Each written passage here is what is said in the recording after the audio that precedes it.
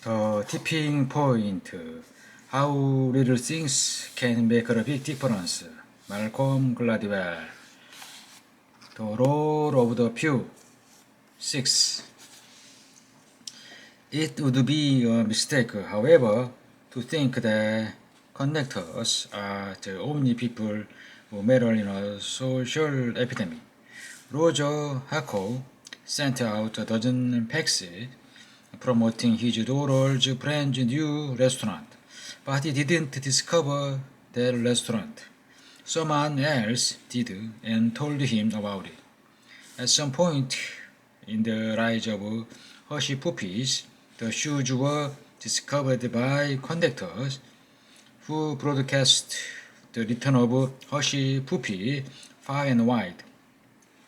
But who told the conductors about Hershey puppies?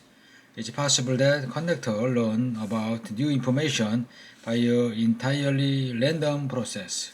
Because they know so much people, they get access to new things wherever they pop up. If you look closely at social epidemics, however, it becomes clear that just as there are people we rely upon connect us to other people, there are also people we rely upon connect us with new information. There are people specialists and there are information specialists.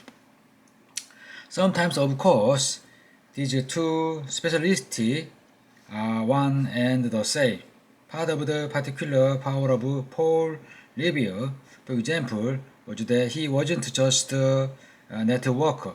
He wasn't just the man with the biggest red legs in colonial Boston. He was also actively engaged in gathering information about the British.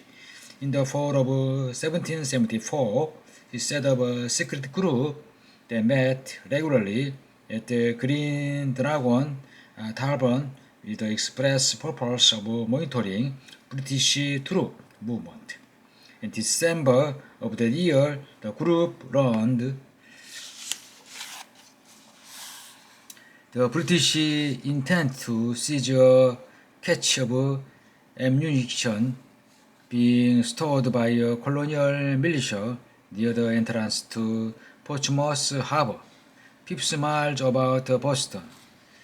On the icy morning of December 13th, Libya rode north through deep snow to warn the local militia, and the British were on their way. He helped find out the intelligence, and he passed it on. Paul Revere was a connector, but he was also, and this is the second of the three kinds of people who control word of mouth epidemics. Maven. The word Maven comes from the Yiddish and it means one who accumulates knowledge. In recent years, economists have spent a greater deal of time studying Maven, for the obvious reason that the marketplace depends on information and people with the most information must be the most important. For example, sometimes when a supermarket wanted to increase sale of a given product, they'll put a promotion sticker in front of it, saying something like, everyday low price. The price will stay the same. The product will just be featured more prominently. When they do that, supermarkets find that invariably the sale of product will go through the roof, the same way they would if the product had actually been put on sale. This is, when you think about it, this is a potentially disturbing piece of information.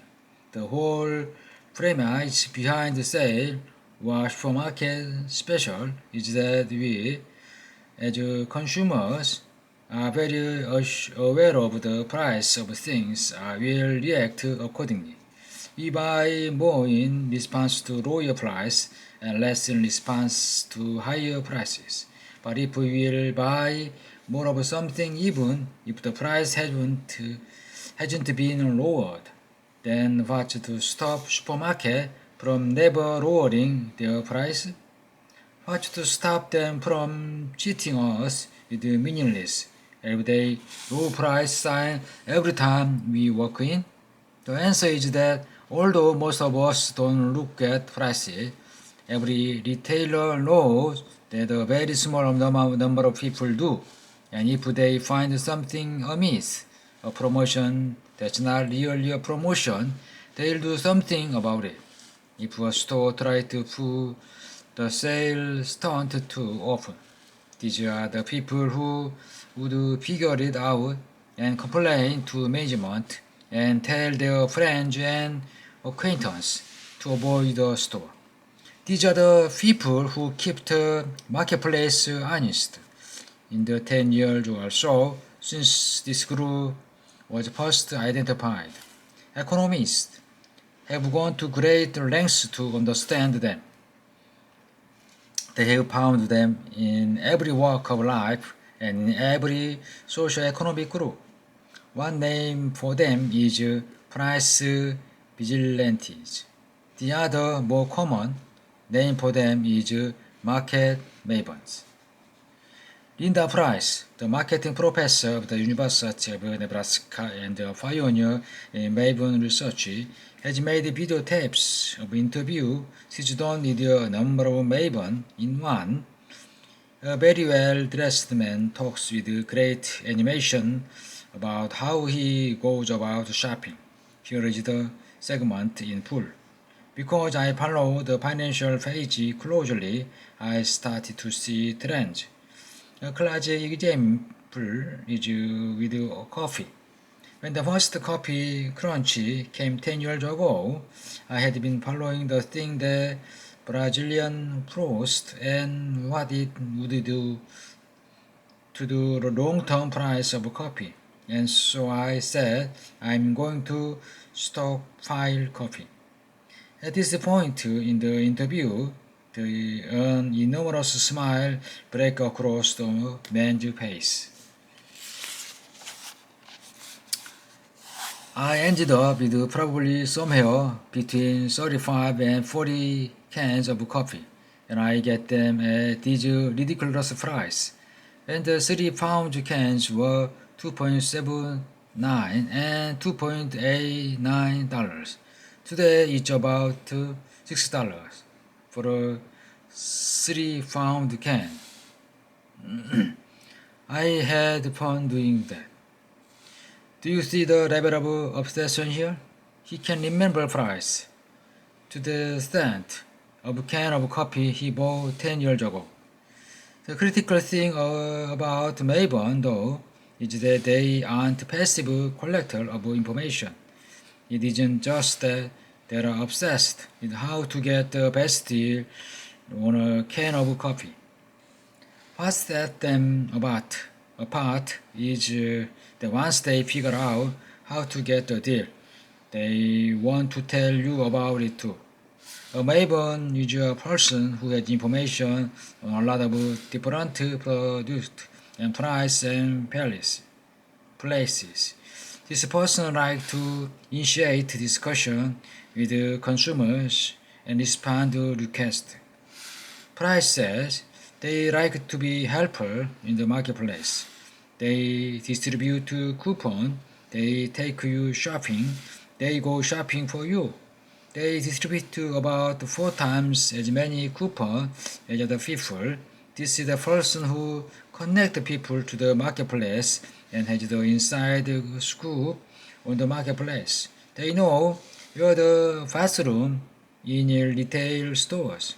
They're the kind of knowledge they have. They are more than expert.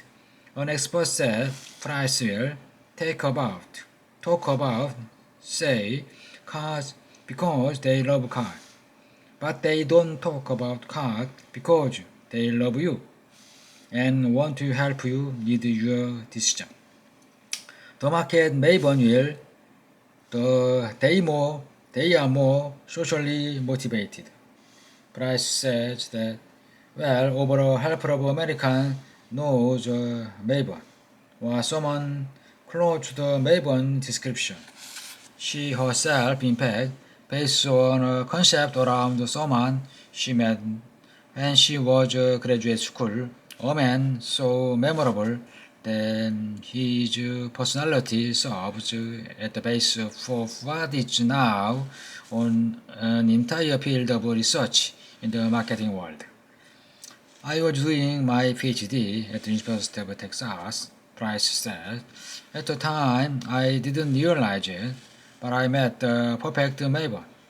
He's Jewish, and it was Easter, and I was looking for a ham, and I asked him, and he said, well, you know, I am Jewish, but here's the deli. You should go to, here's the price you should pay. Price started laughing at the memory. You should look him up. His name is Mark Alpert.